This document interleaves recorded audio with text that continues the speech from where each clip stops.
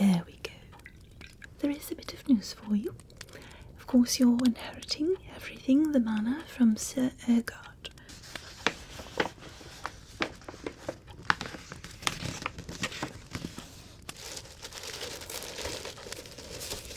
A Christmas Carol in prose. Marley was dead, to begin with. There is no doubt whatever about that. Do you work here? Holly, yes. This is Charlie. I'm telling you, they don't know if they're naughty or nice. I will do that, and I'll send you the results. Have you ever yelled at a retail worker because you couldn't use an expired coupon and you never felt bad about it?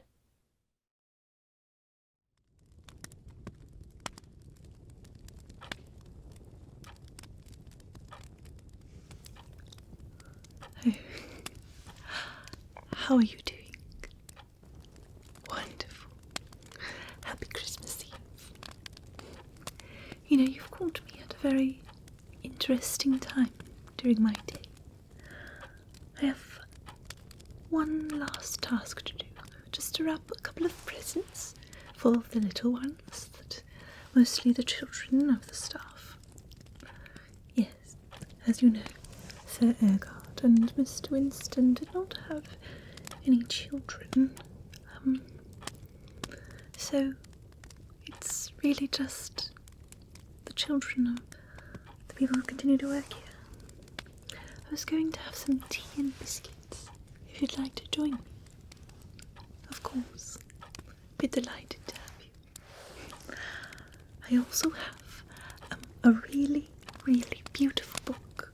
I could read you a Christmas story, perhaps A Christmas Carol by Charles Dickens. How does that sound? Wonderful. You should know. No, first tea, and then we'll talk. All right. I have this beautiful rose teacup set. Of course, you recognize it from your first night here. Of course. So there you are.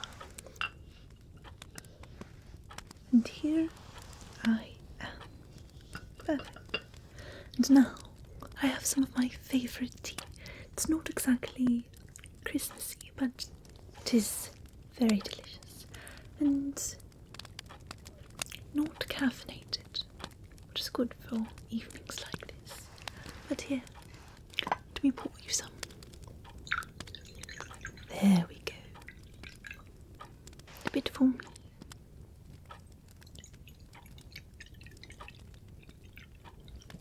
Perfect. I also have these wonderful little biscuits. There, feel free to take as many as you like, but leave a little one for me. All right. Now, how does it taste? Did you want cream or sugar? There, it's right there for you. Perfect.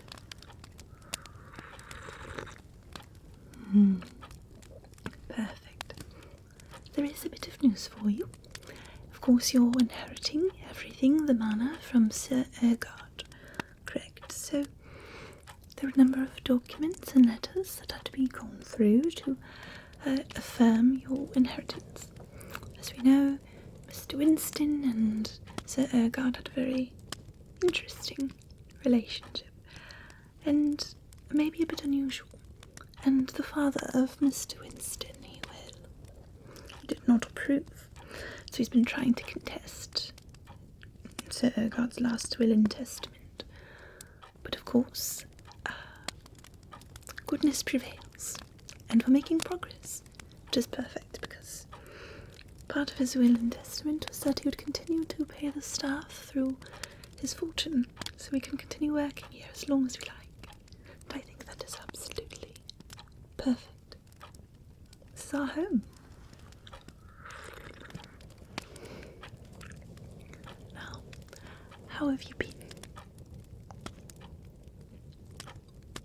Well, interesting. You're able to do that on the grounds here. Wonderful. You really do have a bit of a spirit. It is wonderful to have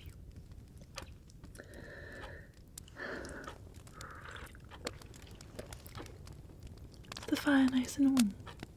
Good.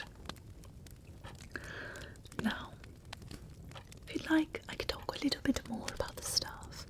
You're trying to get to know them, of course, so maybe it'd be helpful for you. Right. Now there's little Mary. She is not exactly one of the staff, but she is the daughter of Mary Beth. Yes. She's about, I would say, 7 years old now, and very, very energetic. So I've called her a lovely toy that I think she'll get a great use out of. So I do need to wrap a couple of those presents. Yes. We're straining a little bit to get extra beautiful wrappings, but everyone understands that until Sir Ergard's will is actually followed and we all continue to get paid, that we're going to have to cut corners here and there. So there's that, of course. But, you know, ever since I've worked here, the Christmases have been beautiful. Absolutely lovely. So many traditions. We'd go caroling and baking all day the day before, and presents, of course. Sir Ergard would play the piano that we have in the den, and it was magical. We'd sit around and Sir Ergard would read to us. And that's why I was hoping, if you'd like, I could read a bit to you. I have this gorgeous, gorgeous book here. There. A Christmas Carol and Other Christmas Tales. I thought that I could read a bit to you. What do you think? It'll be just like when you were ill, but way more comfortable, because you won't be ill. I'm very, very glad that you are no longer ill. It was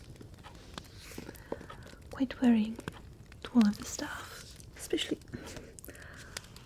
I know you said otherwise, but I feel as though I do bear some of the fault here. If I had planned correctly, you wouldn't have had to walk through all that rain. I'd sent a carriage. You wouldn't have been sick. But we must move forward. You're feeling better, which is wonderful. And now I can read to you and help you relax on this wonderful, wonderful Christmas Eve. What do you think? Perfect. I'm very happy to hear it. All right. Now, you were talking about your little adventures throughout the grounds, so go on.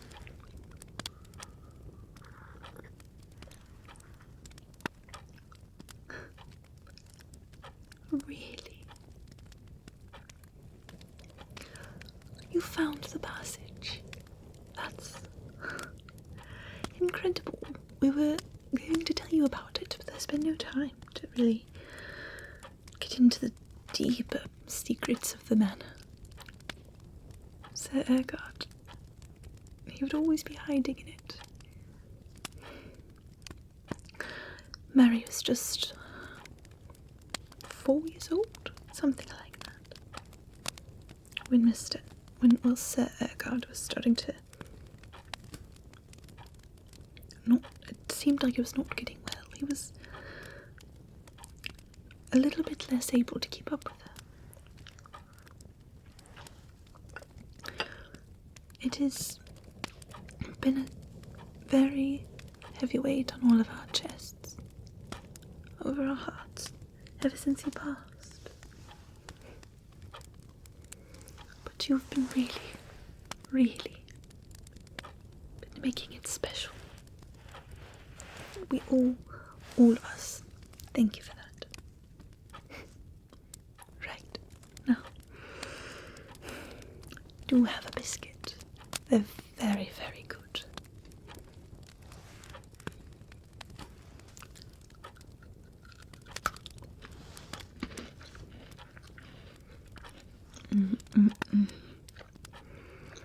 They're good if you dip them in the tea as well.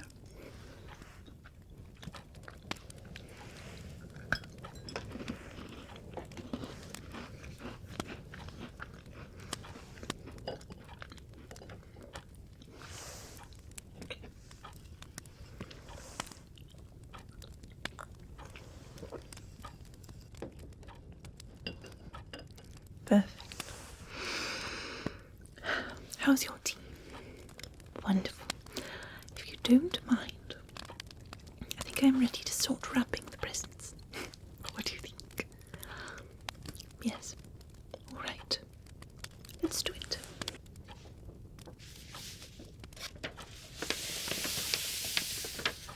This one right here is the gift for Mary.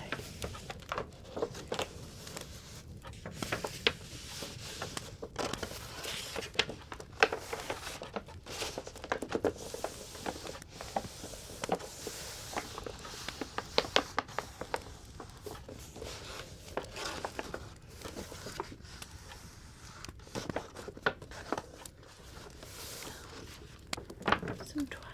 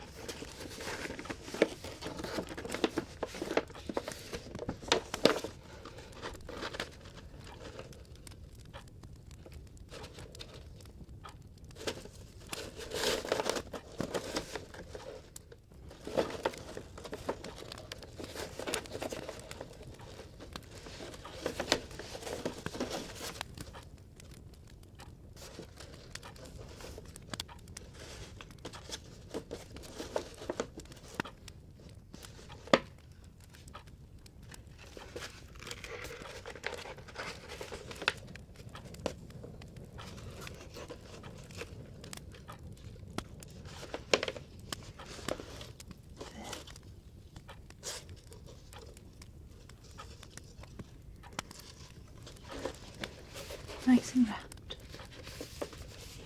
Let's do another.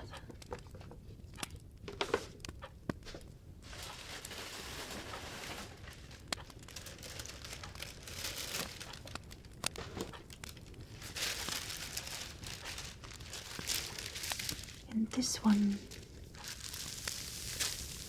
we're going to wrap it in tissue paper. This gift here is for Thomas. Here's my nephew. All right.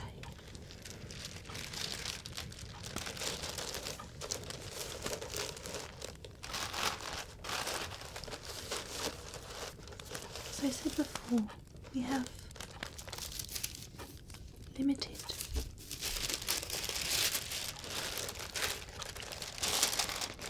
materials this year.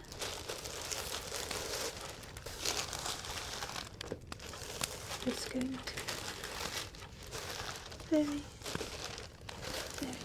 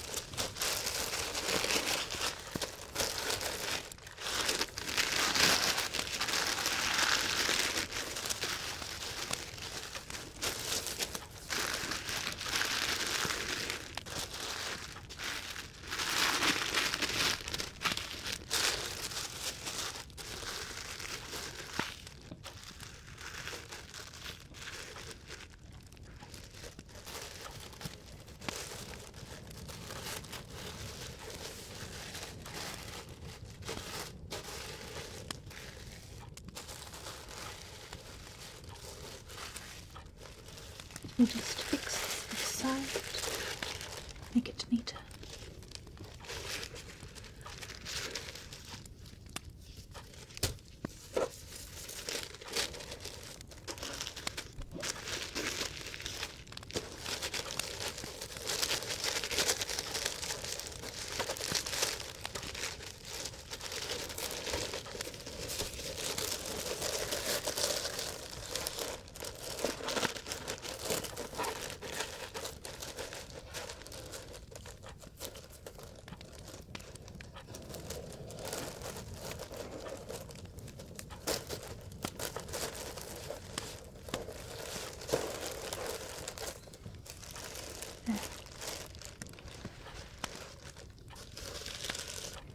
Two presents wrapped and just do it.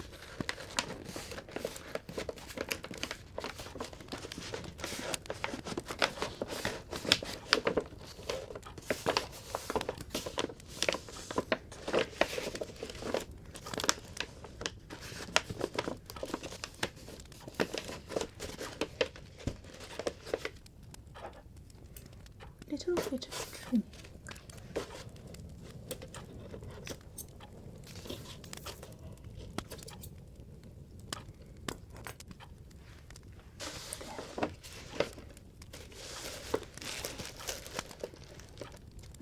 Two beloved gifts for beloved little children.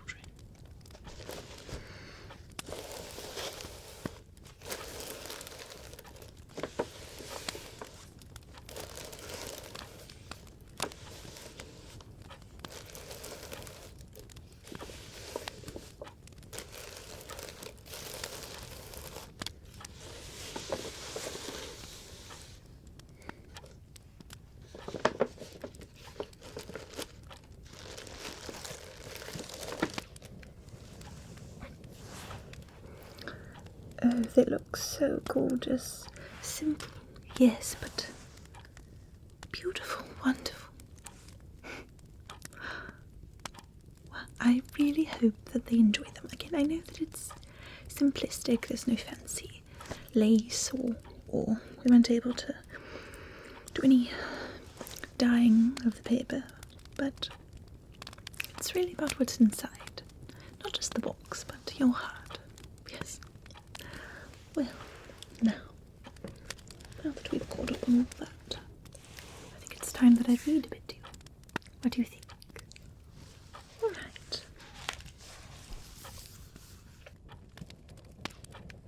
Oh, gorgeous right from the beginning.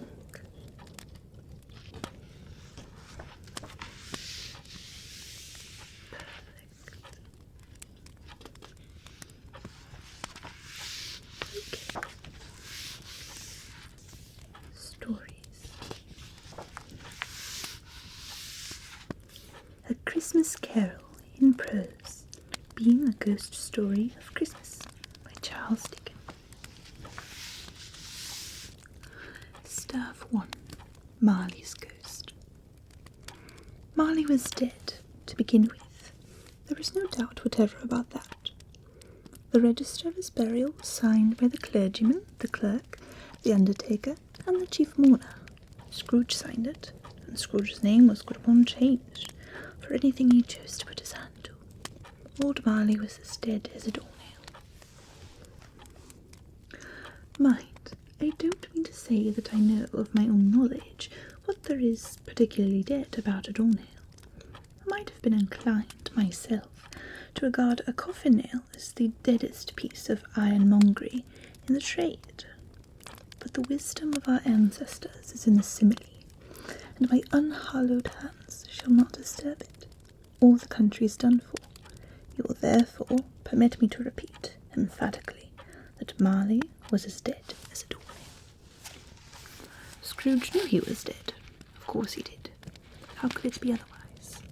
Scrooge and he were partners for I don't know how many years. Scrooge was his sole executor, his sole administrator, his sole assign, his sole residuary legatee, his sole friend, and sole mourner.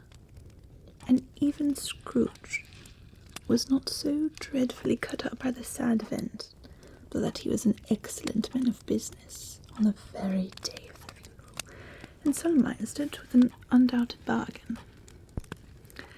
The mention of Marley's funeral brings me back to the point I started from.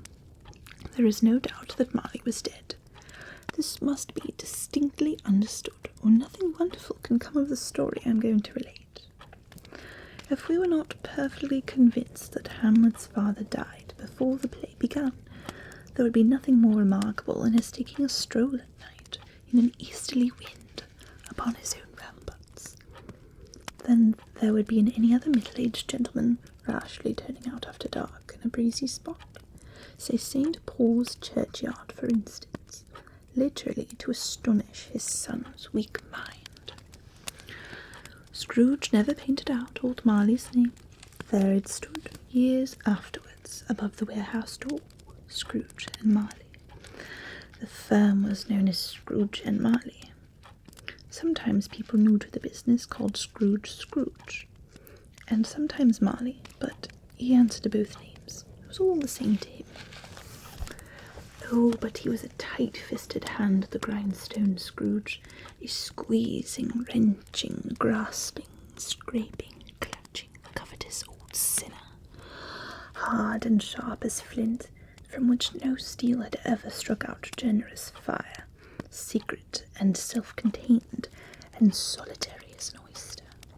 The cold within him froze his old features, nipped his pointed nose, shrivelled his cheek, stiffened his gait, made his eyes red, his thin lips blue, and spoke out shrewdly in his grating voice. A frosty rime was on his head, and on his eyebrows, and his wiry chin. He carried his own low temperature always about with him. He iced his office in the dog days, and didn't thaw it 1 degree at Christmas. External heat and cold had little influence on Scrooge. No warmth could warm, no wintry weather chill him. No wind that blew was bitterer than he, no falling snow was more intent upon its purpose, no pelting rain less open to entreaty. Foul weather didn't know where to have him.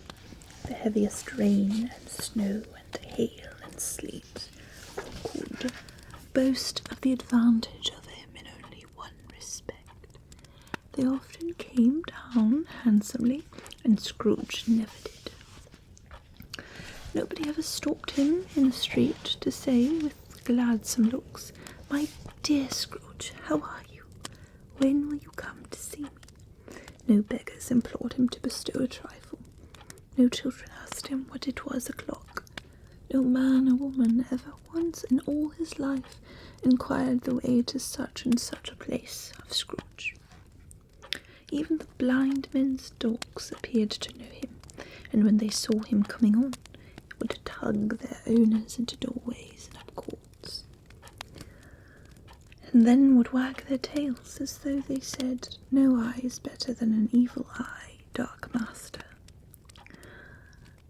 But what did Scrooge care? It was the very thing he liked, to edge his way along the crowded paths of life, warning all human sympathy to keep its distance. But what the knowing ones call nuts to Scrooge. Once upon a time, of all the good days in the year, on Christmas Eve, old Scrooge sat busy in his counting-house. It was cold, bleak, biting weather, foggy withal, and he could hear the people in the courtyard outside go wheezing up and down, beating their hands upon their breasts, and stamping their feet upon the pavement stones to warm them. The city clocks had only just gone 3, but it was quite dark already. It had not been light all day, and candles were flaring in the windows of the neighbouring offices, like ruddy smears upon the palpable brown air. The fog came pouring in at every chink and keyhole, and was so dense without that although the court was of the narrowest, the houses opposite were mere phantoms. To see the dingy cloud come drooping down, obscuring everything, one might have thought that nature lived hard by and was brewing on a large scale. The door of Scrooge's counting house was open that he might keep his eye upon his clerk, who in a dismal little cell beyond a sort of tank was copying letters. Scrooge had a very small fire, but the clerk's fire was so very much smaller that it looked like one coal. But he couldn't replenish it, for Scrooge kept the coal box in his own room, and so surely as the clerk came in with the shovel, the master predicted that it would be necessary for them to part. Wherefore the clerk put on his white comforter and tried to warm himself with the candle, in which effort, not being a man of strong imagination, he failed. "A Merry Christmas, Uncle! God save you!" cried a cheerful voice. It was the voice of Scrooge's nephew, who came upon him so quickly that this was the first intimation he had of his approach. "Bah!" said Scrooge. "Humbug!" He had so heated himself with rapid walking in the fog and frost, this nephew of Scrooge's, that he was all in a glow. His face was ruddy and handsome, his eyes sparkled, and his breath smoked again. "Christmas a humbug, Uncle," said Scrooge's nephew. "You don't mean that, I'm sure." "I do," said Scrooge. "Merry Christmas! What right have you to be merry? What right have you to be merry? You're poor enough." "Come then," returned the nephew gaily. "What right have you to be dismal? What right do you have to be morose? You're rich enough." Scrooge, having no better answer ready on the spur of the moment, said "Bah!" again, and followed it up with "Humbug." "Don't be cross, Uncle," said the nephew. "What else can I be?" returned the uncle, "when I live in such a world of fools as this? Merry Christmas! Out upon Merry Christmas! What's Christmas time to you but a time for paying bills without money? A time for finding yourself a year older, but not an hour richer? A time for balancing your books and having every item in them through a round dozen of months presented dead against you?" "If I could work my will," said Scrooge indignantly, "every idiot who goes about with Merry Christmas on his lips should be boiled with his own pudding and buried with a stake of holly through his heart. He should." "Uncle," pleaded the nephew. "Nephew," returned the uncle sternly, "keep Christmas in your own way, and let me keep it in mine." "Keep it," repeated Scrooge's nephew, "but you don't keep it." "Let me leave it alone then," said Scrooge. "Much good may it do you, much good has ever done you."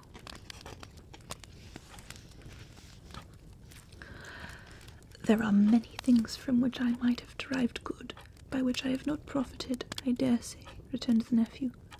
"Christmas among the rest.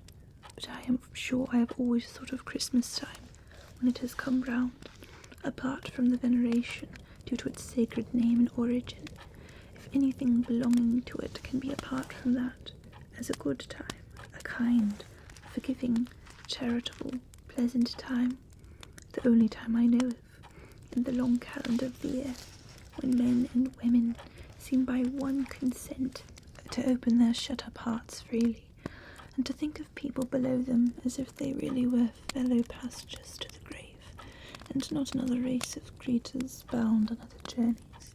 And therefore, Uncle, though it has never put a scrap of gold or silver in my pocket, I believe that it has done me good, and will do me good, and I say, God bless it." The clerk in the tank involuntarily applauded. Becoming immediately sensible of the impropriety, he poked the fire and extinguished the last frail spark for ever. "Let me hear another sound from you," said Scrooge, "and you'll keep your Christmas by losing your situation. You're quite a powerful speaker, sir," he added, turning to his nephew. "I wonder you don't go into Parliament." "Don't be angry, Uncle. Come, dine with us tomorrow." "Good afternoon," said Scrooge. "I am sorry, with all my heart, to find you so resolute. We have never had any quarrel to which I have been a party, but I have made the trial in homage to Christmas, and I'll keep my Christmas humour to the last. So a Merry Christmas, Uncle." "Good afternoon," said Scrooge, "and a Happy New Year." "Good afternoon," said Scrooge. His nephew left the room without an angry word, notwithstanding. He stopped at the outer door to bestow the greetings of the season on the clerk, who, cold as he was warmer than Scrooge, for he returned them cordially. "There's another fellow," muttered Scrooge, who overheard him. "My clerk, with 15 shillings a week, and a wife and a family, talking about a merry Christmas. I'll retire to Bedlam." This lunatic, in letting Scrooge's nephew out, had let 2 other people in. They were portly gentlemen, pleasant to behold, and now stood with their hats off in Scrooge's office. They had books and papers in their hands, and bowed to him. "Scrooge and Marley's, I believe," said one of the gentlemen, referring to his list. "Have I the pleasure of addressing Mr. Scrooge or Mr. Marley?" "Mr. Marley has been dead these 7 years," Scrooge replied. "He died 7 years ago this very night. We have no doubt his liberality is well represented by his surviving partner," said the gentleman, presenting his credentials. It certainly was, for they had been 2 kindred spirits. At the ominous word liberality, Scrooge frowned and shook his head and handed the credentials back. "At this festive season of the year, Mr. Scrooge," said the gentleman, taking up a pen, "it is more than usually desirable that we should make some slight provision for the poor and destitute, who suffer greatly at the present time. Many thousands are in want of the common necessaries. Hundreds of thousands are in want of common comforts, sir." "Are there no prisons?" asked Scrooge. "Plenty of prisons," said the gentleman, laying down the pen again. "And the Union workhouses?" demanded Scrooge. "Are they still in operation?" "They are, still," returned the gentleman. "I wish I could say they were not." "The treadmill and the poor law are in full vigour then?" said Scrooge. "Both very busy, sir." "Oh, I was afraid, from what you said at first, that something had occurred to stop them in their useful course," said Scrooge. "I'm very glad to hear it." "Under the impression that they scarcely furnish Christian cheer of mind or body to the multitude," returned the gentleman. "A few of us are endeavouring to raise a fund to buy the poor some meat and drink and means of warmth. We choose this time because it is a time of all others when want is keenly felt and abundance rejoices. What shall I put you down for?" "Nothing," Scrooge replied. "You wish to be anonymous?" "I wish to be left alone," said Scrooge. "Since you ask me what I wish, gentlemen, that is my answer. I don't make merry myself at Christmas, and I can't afford to make idle people merry. I help to support the establishments I've mentioned. They cost enough, and those who are badly off must go there." "Many can't go there, and many would rather die."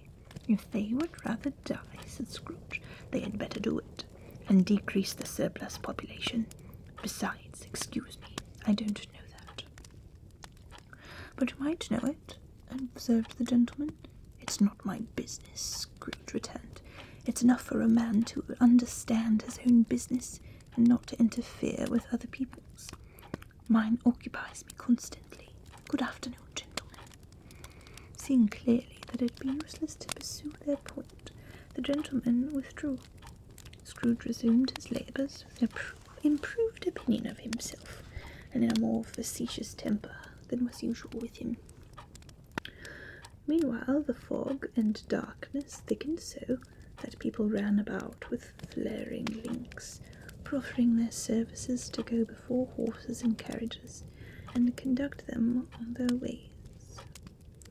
The ancient tower of a church, whose gruffled bell was always peeping slyly down at Scrooge out of a Gothic window in the wall, became invisible, and struck the hours and quarters in the clouds with tremulous vibrations afterwards, as if its teeth were chattering in its frozen head up there.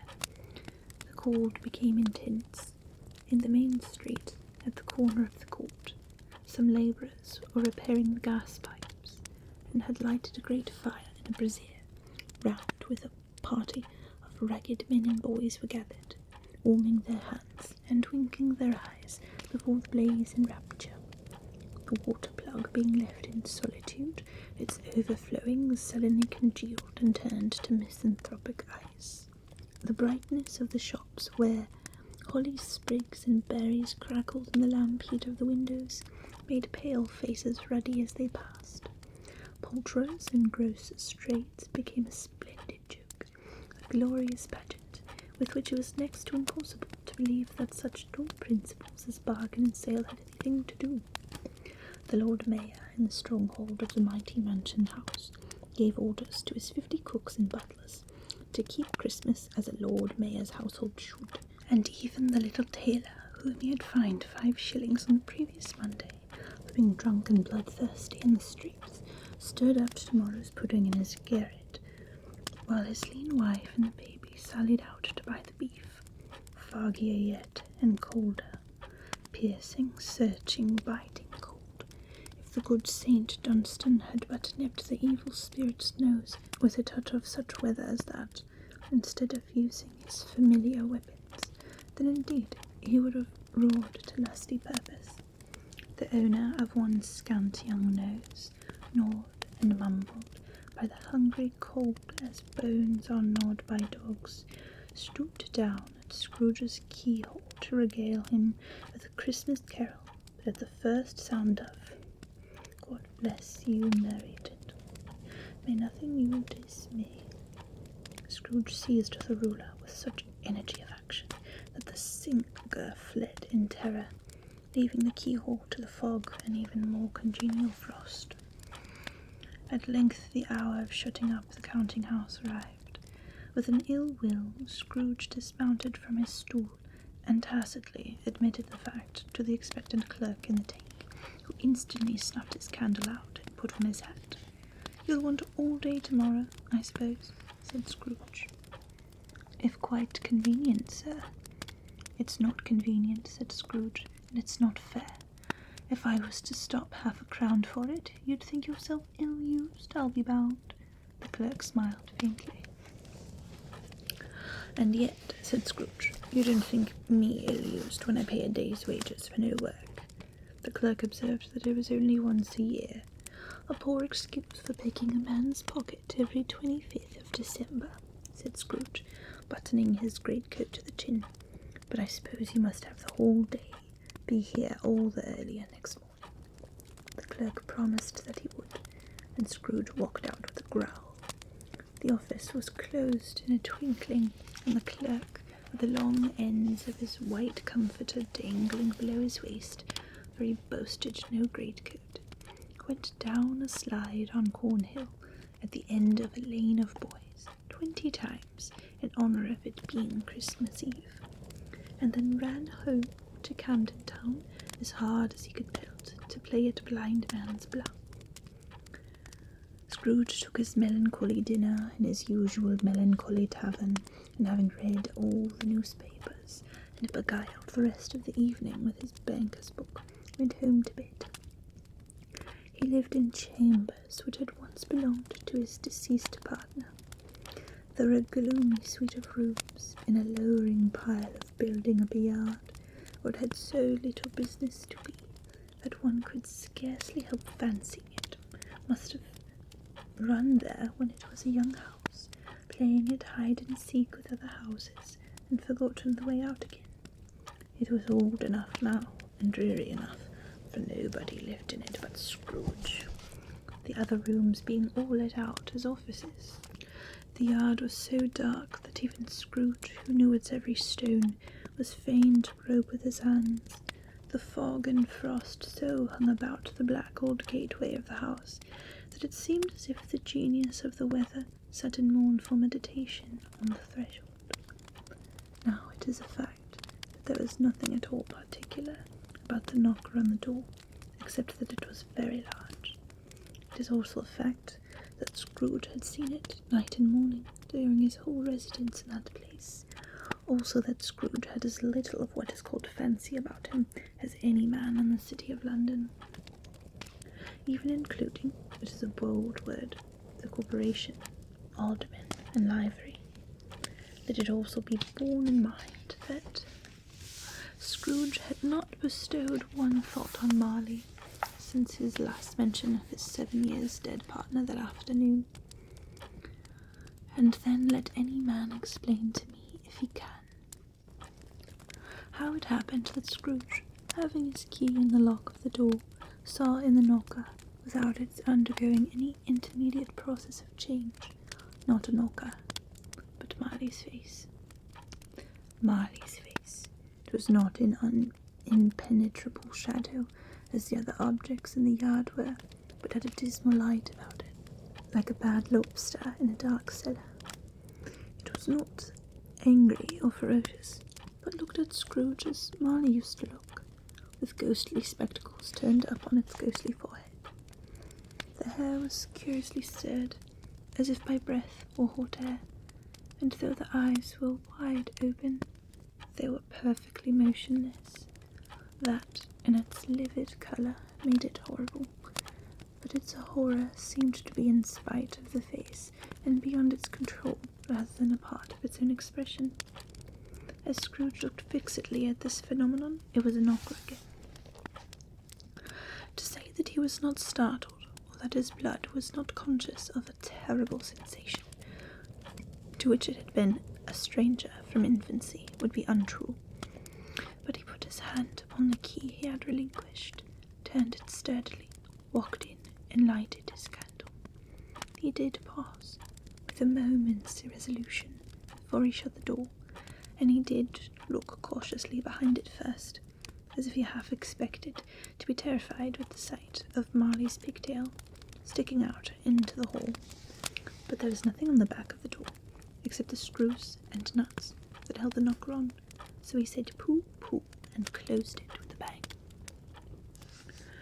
The sound resounded through the house like thunder. Every room above and every cask in the wine merchant's cellars below appeared to have a separate peal of echoes of its own. Scrooge was not a man to be frightened by echoes. He fastened the door and walked across the hall and up the stairs, slowly too, trimming his candle as he went. You may talk vaguely about driving a coach and six up a good old flight of stairs, or through a bad young Act of Parliament, but I mean to say you must have got a hearse up that staircase and taken it broadwise, with the splinter bar towards the wall, and the door towards the balustrades, and done it easy. There was plenty of width for that, and room to spare. That is perhaps the reason why Scrooge thought he saw a locomotive hearse going on before him in the gloom. Half a dozen gas lamps out of the street wouldn't have lighted the entry too well, so you may suppose that it was pretty dark with Scrooge's dip. Up Scrooge went, not caring a button for that. Darkness is cheap, and Scrooge liked it. But before he shut his heavy door, he walked through his rooms to see that all was right.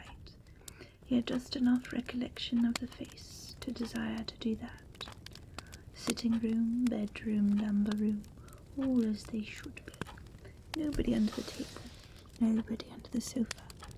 A small fire in the grate, spoon and basin ready, and the little saucepan of gruel Scrooge had cold in his head upon the hob. Nobody under the bed, nobody in the closet, nobody in his dressing gown, which was hanging up in a suspicious attitude against the wall. Lumber room as usual, old fire guard, old shoes, 2 fish baskets, washing stand on 3 legs, and a poker. Quite satisfied, he closed his door, locked himself in, double-locked himself in, which was not his custom. Thus secured against surprise, he took off his cravat, put on his dressing gown and slippers, and his nightcap, and sat down before the fire to take its cool. It was a very low fire indeed, nothing on such a bitter night. He was obliged to sit close to it and brood over it, before he could extract the least sensation of warmth from such a handful of fuel. The fireplace was an old one, built by some Dutch merchant long ago, and paved all round with quaint Dutch tiles designed to illustrate the scriptures. There were Cains and Abels, Pharaoh's daughters, queens of Sheba, angelic messengers descending through the air on clouds like featherbeds, Abraham's, Belshazzar's apostles, putting off to sea in butterboats, hundreds of figures to attract his thoughts, and yet that face of Marley, 7 years dead, came like the ancient prophet's rod, and swallowed up the whole.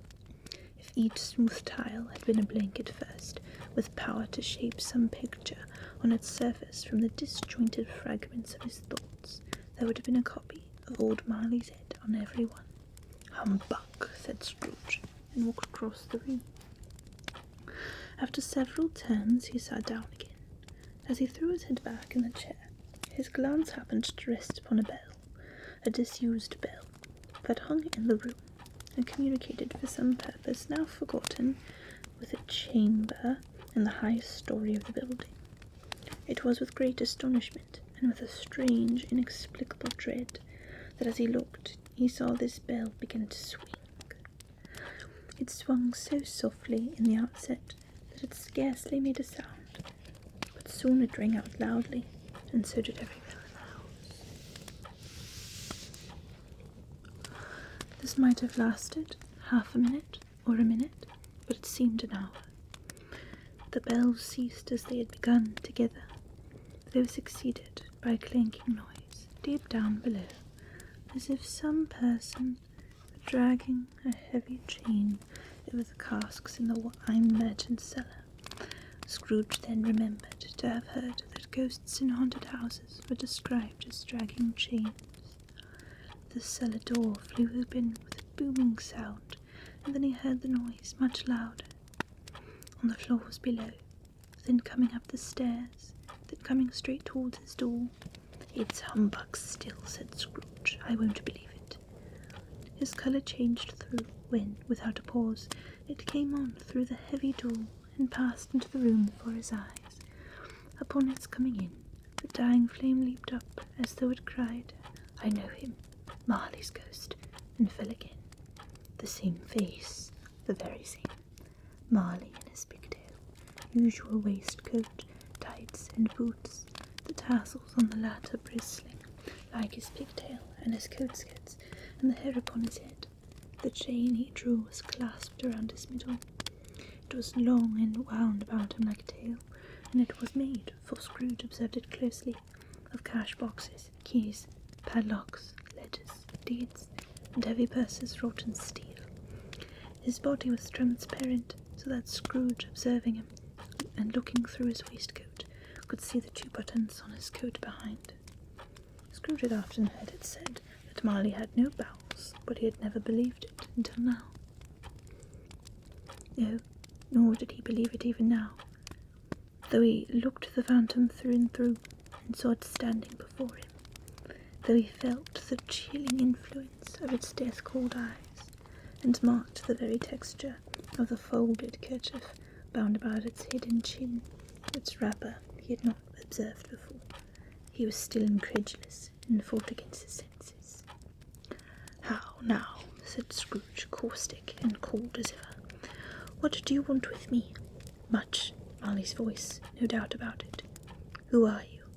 "Ask me who I was." "Who were you, then?" said Scrooge, raising his voice. "You're particular, for a shade."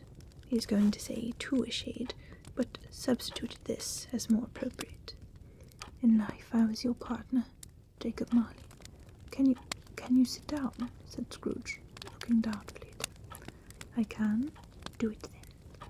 Scrooge asked the question because he didn't know whether a ghost so transparent might find himself in a condition to take a chair, and felt that in the event of its being impossible, it might involve the necessity of an embarrassing explanation. But the ghost sat down on the opposite side of the fireplace, as if he were quite used to it. "You don't believe in me," observed the ghost. "I don't," said Scrooge. "What evidence would you have of my reality beyond that of your senses?" "I don't know," said Scrooge. "Why do you doubt your senses?" "Because," said Scrooge, "a little thing affects them. A slight disorder of the stomach makes them cheats. You may be an undigested bit of beef, a blot of mustard, a crumb of cheese, a fragment of an underdone potato. There's more of gravy than of grave about you, whatever you are." Scrooge was not much in the habit of cracking jokes, nor did he feel in his heart by any means waggish then. The truth is that he tried to be smart, as a means of distracting his own attention and keeping down his terror, for the spectre's voice disturbed the very marrow in his bones. To sit, staring at those fixed, glazed eyes, in silence for a moment, would play, Scrooge felt, the very deuce with him. There was something very awful, too, in the spectre's being provided with an infernal atmosphere of its own.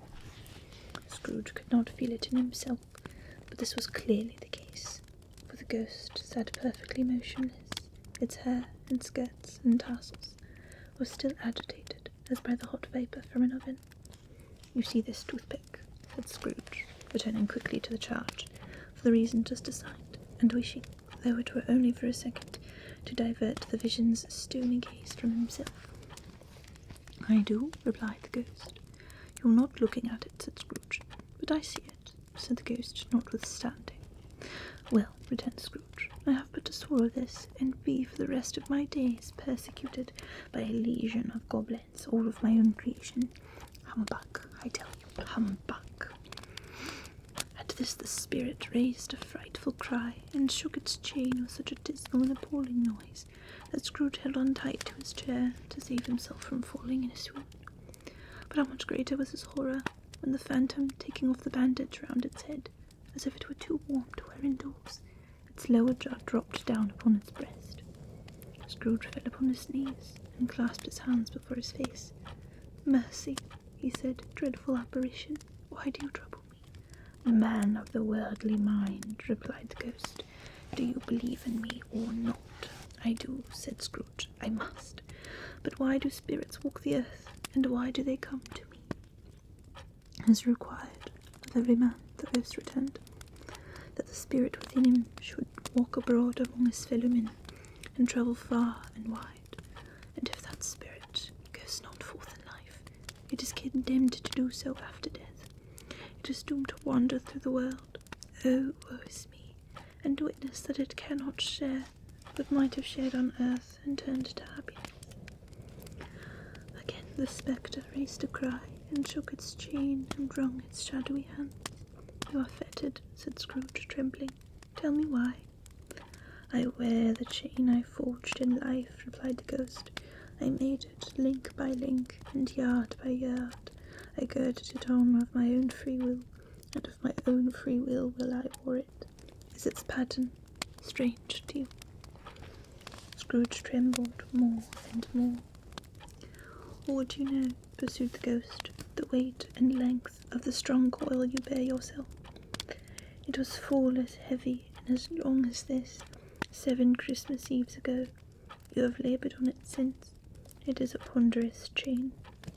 Scrooge glanced about him on the floor, in the expectation of finding himself surrounded by some 50 or 60 fathoms of iron cable, but he could see nothing. "Jacob," he said imploringly, "old Jacob Marley, tell me more. Speak comfort to me, Jacob." "I have none to give," the ghost replied. "It comes from other regions, Ebenezer Scrooge, and is conveyed by other ministers to other kinds of men. Nor can I tell you what I would. A very little more is all permitted to me. I cannot rest. I cannot stay. I cannot linger anywhere. My spirit never walked beyond our counting-house. Mark me, in life my spirit never roved beyond the narrow limits of our money-changing hole, and weary journeys lie before me." It was a habit of Scrooge, whenever he became thoughtful, to put his hands in his breeches pockets. Pondering on what the ghost had said, he did so now, but without lifting up his eyes or getting off his knees. "You must have been very slow about it," Jacob, Scrooge observed, in a business-like manner, though with humility and deference. "Slow," the ghost repeated. 7 years dead," mused Scrooge, "and travelling all the time?" "The whole time," said the ghost. "No rest, no peace, incessant torture of remorse." "You travel fast," said Scrooge. "On the wings of the wind," replied the ghost. "You might have got over a great quantity of ground in 7 years," said Scrooge. The ghost, on hearing this, set up another cry, and clanked its chain so hideously and the ward would have been justified in indicting it for a nuisance. "Oh, captive bound in double iron," cried the phantom, "not to know that ages of incessant labour by immortal creatures for this earth must pass into eternity, for the good of which it is susceptible is all developed. Not to know that any Christian spirit working kindly in its little sphere, whatever it may be, will find its mortal life too short for its vast means of usefulness. Not to know that no space of regret can make amends for one's life opportunity misused. Yet such was I, oh, such was I. But you were always a good man of business," faltered Scrooge, who now began to apply this to himself. "Business," cried the ghost, wringing its hands again. "Mankind was my business. The common welfare was my business. Charity, mercy, forbearance, and benevolence were all my business. The dealings of my trade were but a drop of water in the comprehensive ocean of my business." It held up its chain at arm's length, as if that were the cause of all of its unavailing grief, and flung it heavily upon the ground again. "At this time of the rolling year," the spectre said, "I suffer most. Why did I walk through crowds of fellow beings with my eyes turned down, and never raise them to that blessed star which led the wise men to a poor abode? Were there no poor homes to which its light would have conducted me?" Scrooge was very much dismayed to hear the spectre going on at this rate, and began to quake exceedingly. "Hear me," cried the ghost. "My time is nearly gone." "I will," said Scrooge, "but don't be hard upon me. Don't be flowery, Jacob. Pray." "How is it that I appear before you, in any shape that you can see?" "I may not tell. I have sat invisible beside you many and many a day." It was not an agreeable idea. Scrooge shivered, and wiped the perspiration from his brow. "That is no light part of my penance," pursued the ghost. "I am here tonight to warn you that you have yet a chance and hope of escaping my fate. A chance and hope of my procuring Ebenezer. You were always a good friend to me," said Scrooge. "Thank you." "You will be haunted," resumed the ghost, "by 3 spirits. Scrooge's countenance fell almost as low as the ghost's had done. "Is that the chance and hope you mentioned to Jacob?" he demanded in a faltering voice. "It is. I think I'd rather not," said Scrooge. "Without their visits," said the ghost, "you cannot hope to shun the path I tread. Expect the first tomorrow, when the bell tolls 1. "Couldn't I take 'em all at once and have it over?" hinted Scrooge. "Expect the 2nd on the next night, at the same hour.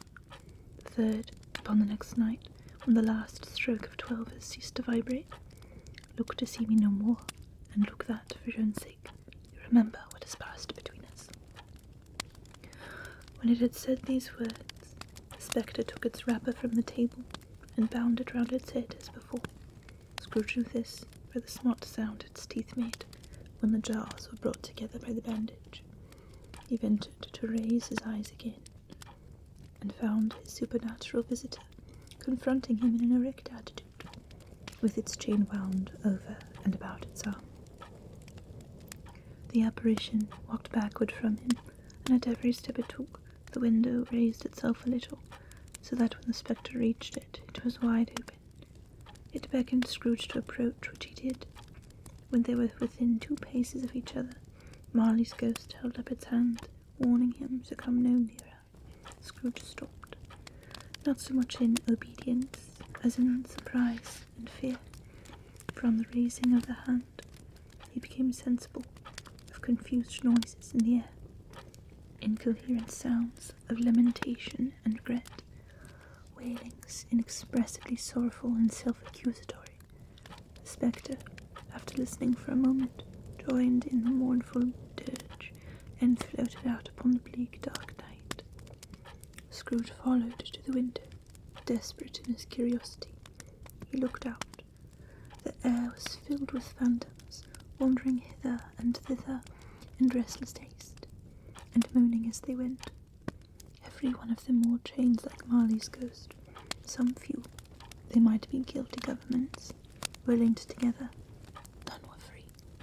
Many had been personally known to Scrooge in their lives. He had been quite familiar with one old ghost in a white waistcoat with a monstrous iron safe attached to its ankle, who cried piteously at being unable to assist a wretched woman with an infant, whom it saw below upon a doorstep. The misery with them all was clearly that they sought to interfere for good in human matters, and had lost the power forever. Whether these creatures faded into mist, or mist enshrouded them, he could not tell, but they and the spirit voices faded together, and the night became as it had been when they walked home. Scrooge closed the window, and examined the door by which the ghost had entered. It was double-locked, as he had locked it with his own hands, and the bolts were undisturbed. He tried to say Humbug, but stopped at the first syllable, and being, from the emotion he had undergone, or the fatigues of the day, or his glimpse of the invisible world, or the dull conversation of the ghost, or the lateness of the hour, much in need of repose, went straight to bed without undressing, and fell asleep upon the instant. Oh, it seems as though I'm finding myself very tired. Oh, we can continue this tomorrow. Happy Christmas. I hope you sleep well. I must retire. I'll see you tomorrow for the festivities. Again, thank you so much for bringing Sir Ergod's love and spirit